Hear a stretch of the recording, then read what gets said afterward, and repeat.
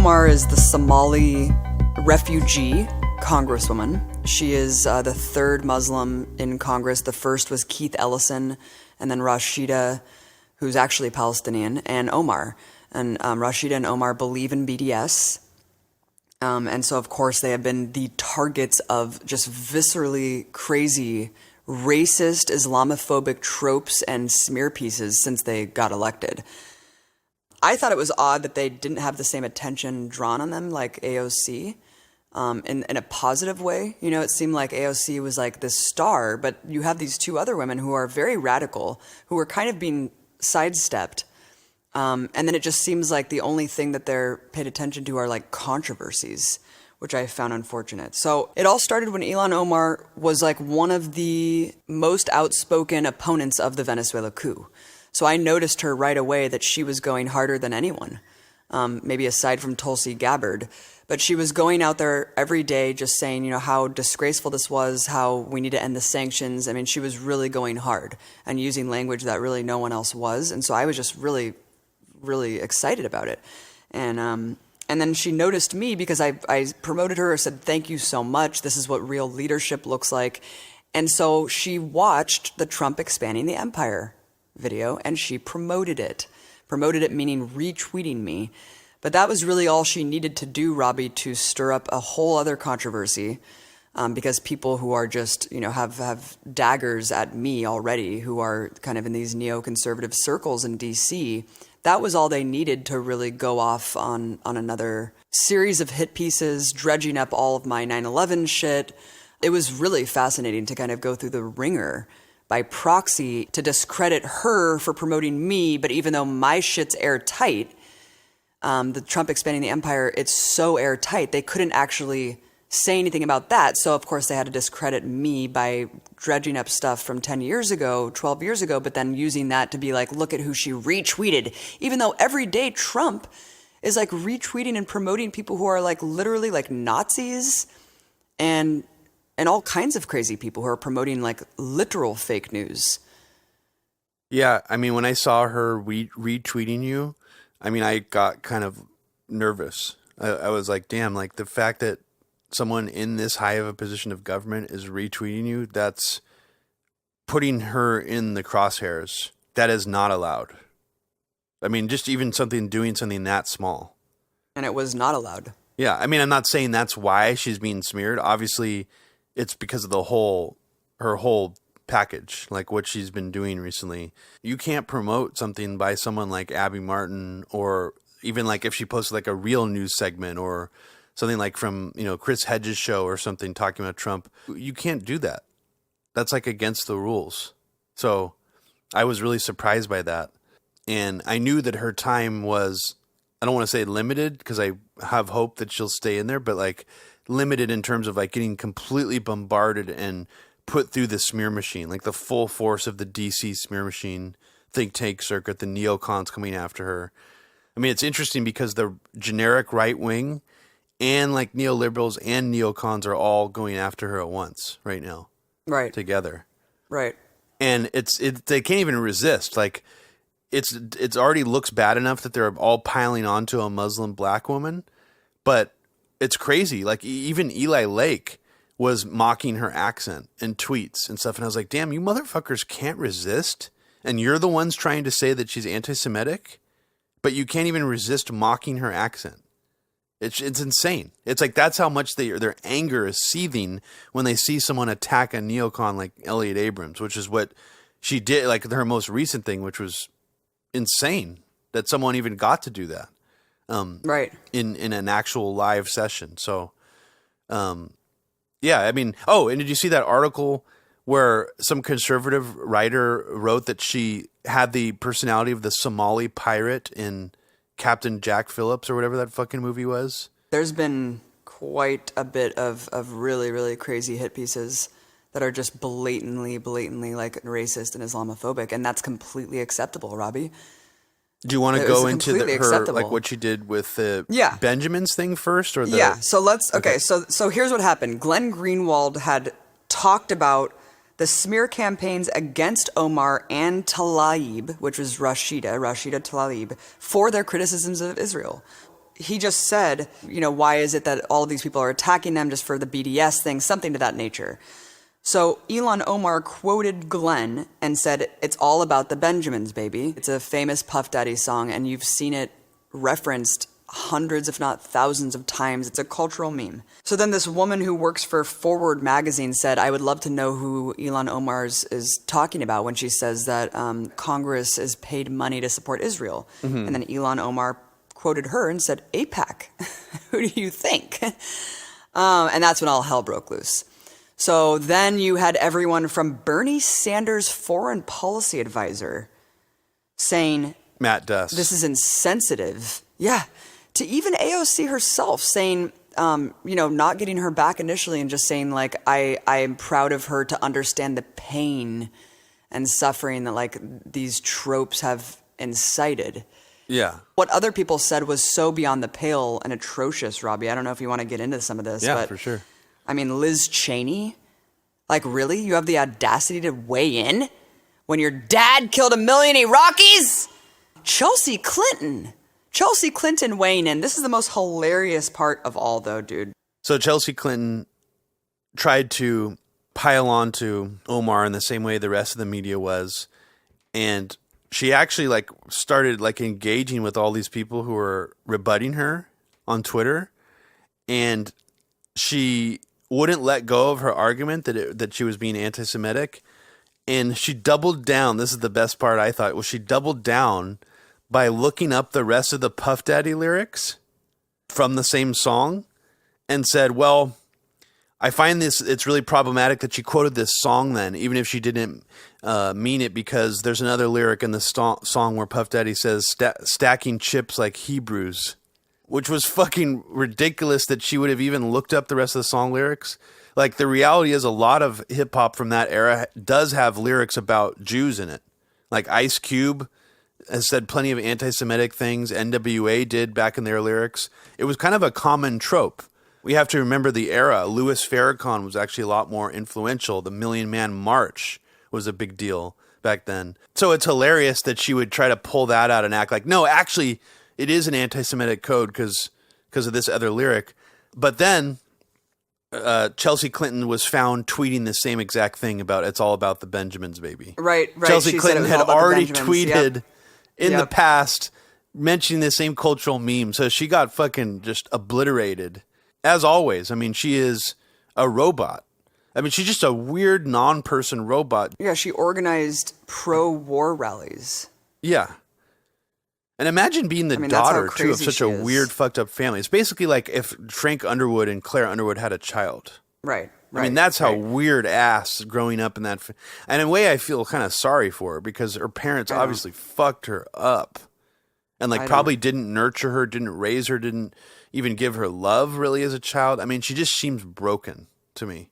And it was weird, too, that she said co-signed as an American. It was kind of like an underhanded insult to someone who's a refugee. Yeah. And then so Eli Valley, this really awesome Twitter guy, he chimed in and he was like, "Hey, can I chime in as a Jew?" He's like, "Thanks."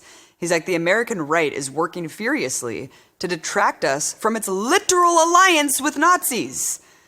And then he follows up saying, FYI, he's like criticizing an organization that gave a standing ovation to the hero of American Nazism in the fervent hope he'd rubber stamp policies of apartheid is not anti-Semitic. And as we know, I mean, God, conflating Jews with the state of Israel, conflating Jews with AIPAC is anti-Semitic. That's actually anti-Semitic. So then Chelsea Clinton responded to him where she said the stacking chips like Hebrews, and then he says, wow, deep cut. He was like, that lyric was removed from every version of the song.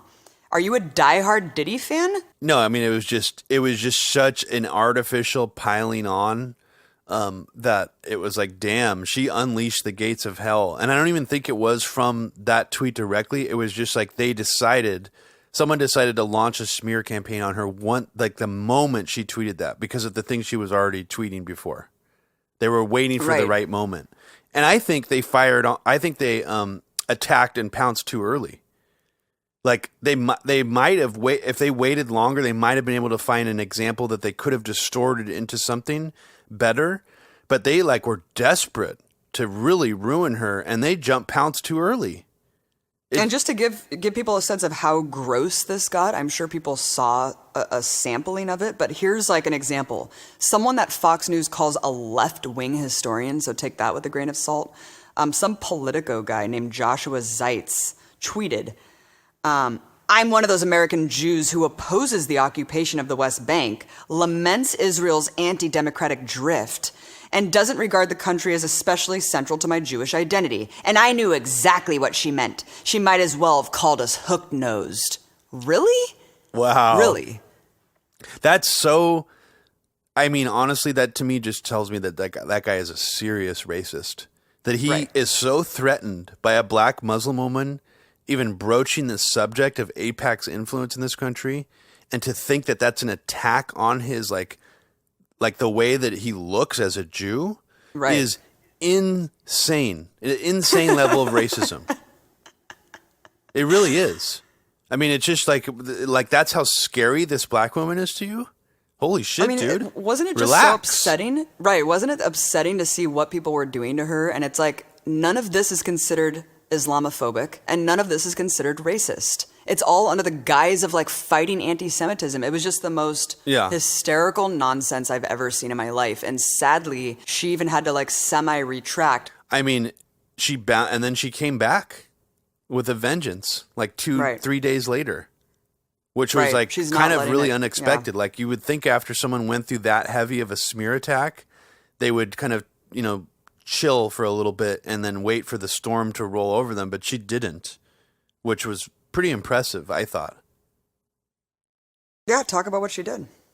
Well, Elliot Abrams was trotted out in front of the Foreign Affairs Committee, which is a committee that they've been trying to get her kicked off of the whole time. Ever since she became part of it, it was just like too much, obviously, for like a black hijab wearing Muslim woman to be on that committee. Clearly, for all the people who are already on it and the neocon foreign policy and war makers in DC. I mean, this was months ago when she became part of that committee. It was like, this is a huge threat. This is dangerous. Why are we putting her on this committee? So, it was obvious from the beginning that they were very threatened by her.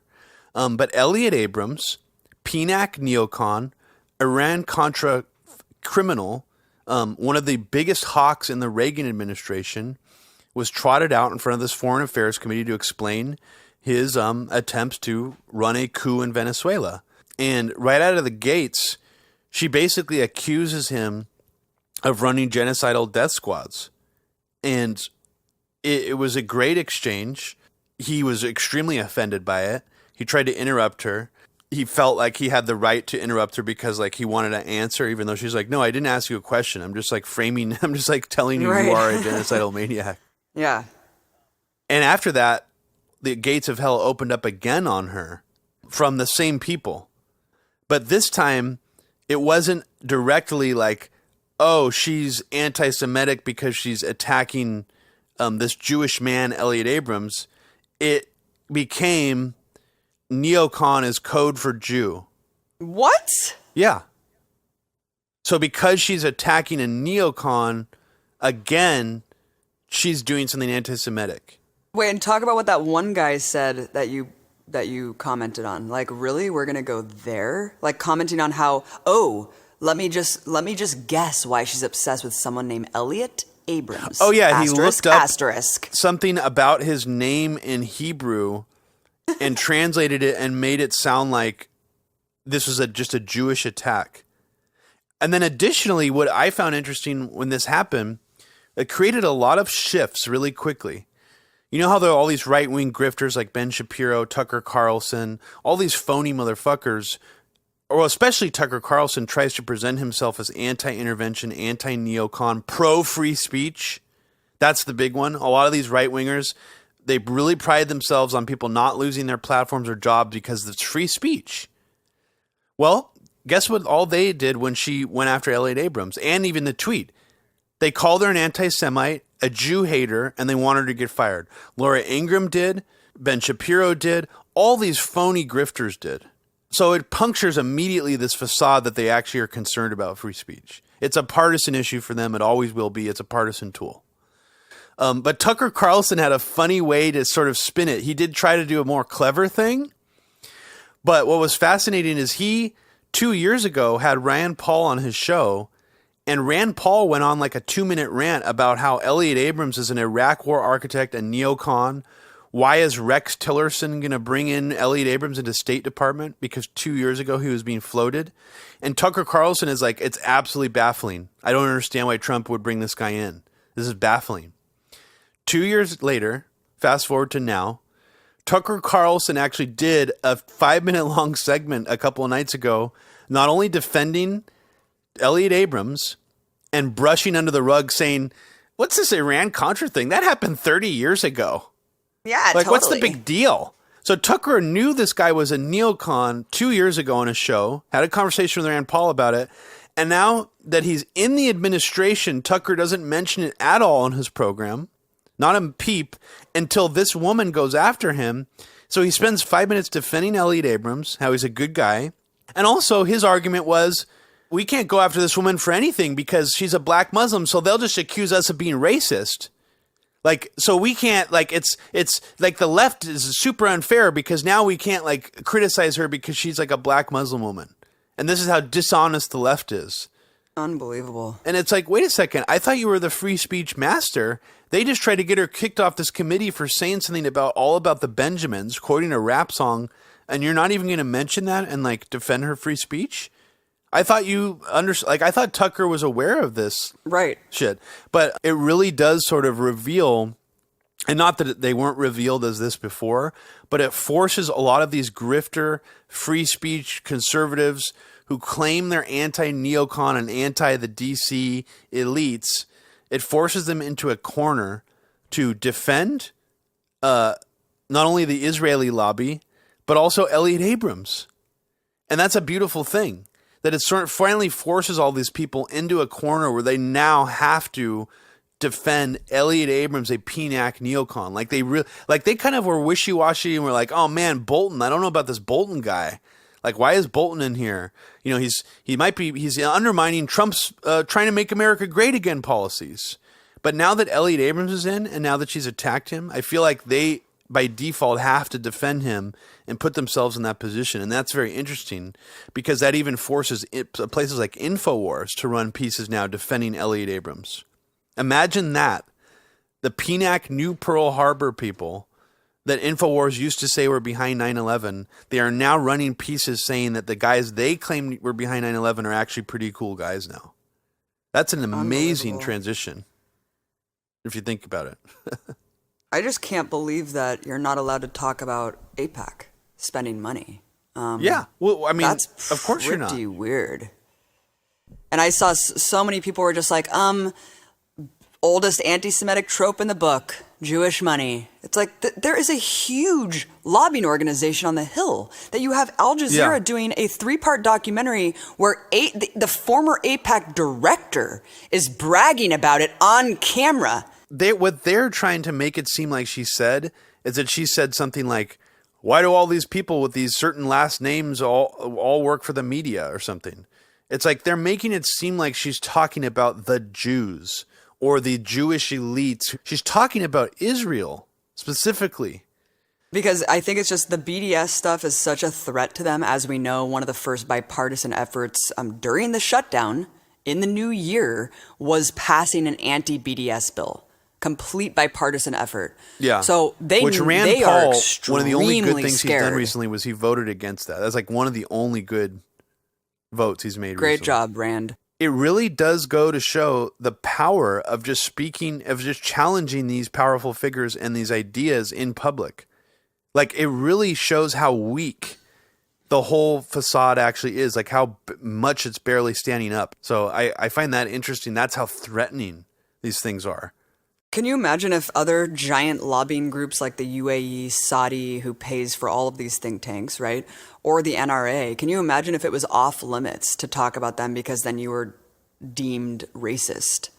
Yeah. I mean, who knows? I mean, maybe imagine. the UAE will eventually deploy like Hasbara style talking points to make it seem like you're Islamophobic for criticizing their lobbying influence or something. Very strange how this has happened. So it's perfectly okay to talk about the NRA. It's perfectly okay to talk about the enormous sphere of influence that Gulf states have in shaping legislation, paying for think tanks. But the second you discuss the fact that AIPAC pays Congress, because that's exactly what she did, then you're an anti-Semite. And you will be dragged through the mud by everyone. I mean, I was astonished. Matt Duss, Bernie's foreign policy advisor, he's actually really smart on neocons, and he's done a lot of research and reporting about them in the past. I mean, he actually went to the very first foreign policy initiative talk and did a whole report about it. So he covered a lot of early ground in that. So yeah, it's very shocking for me to see him falling for their bullshit. And these are the same people. I mean, upsetting. I was just mentioning a couple podcasts ago how Bill Kristol in the 90s used to talk about the elites that control the media in Hollywood. And he was arguing with someone about how that's not anti-Semitic, even though people have tried to say that's an anti-Semitic trope. So it's interesting how things have changed now. When you come out and say something like that, you get completely obliterated as being an anti-Semite. Can you imagine the same reaction to anything remotely actually racist or Islamophobic?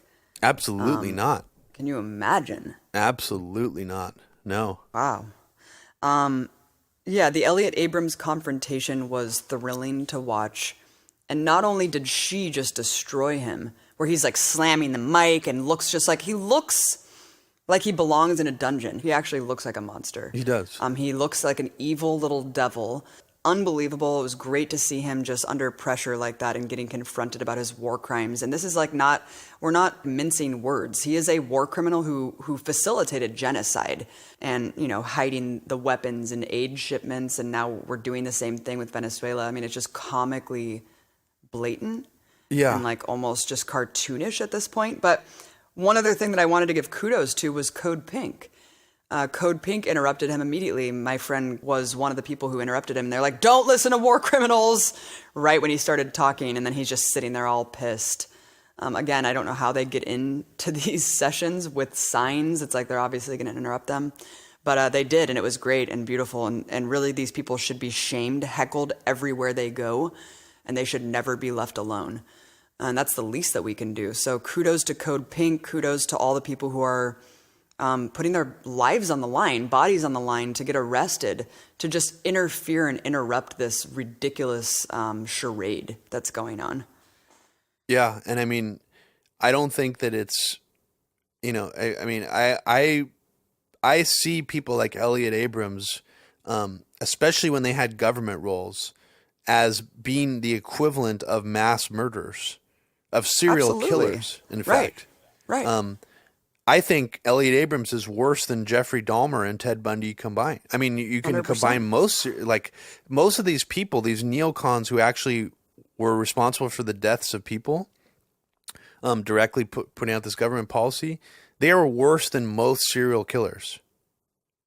Like, I mean, so I don't understand when I see things like people acting like, well, he was my colleague at this think tank and he's such a nice guy. Why was she so rude to him?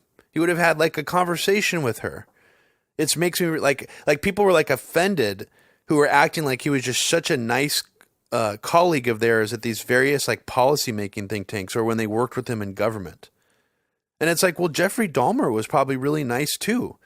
Like he was actually a charming, nice guy. He would go to gay clubs and pick up men and bring them home and murder him. He had a certain charisma. So did Ted Bundy. So it's like it doesn't even make sense to me why that's a deflection. A lot of murderers and sociopaths are nice people. In fact, some of the more successful ones are very able to be very nice and navigate the world and get people, like, pull the wool over people's eyes and get them to think that they're nice people, to let their guard down. That's sort of an inherent quality in a lot of sociopath or psychopathic killers.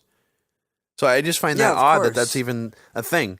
And one of these women who were saying that she worked with him and he was such a nice guy, and she's like hurt to see people piling him on like this.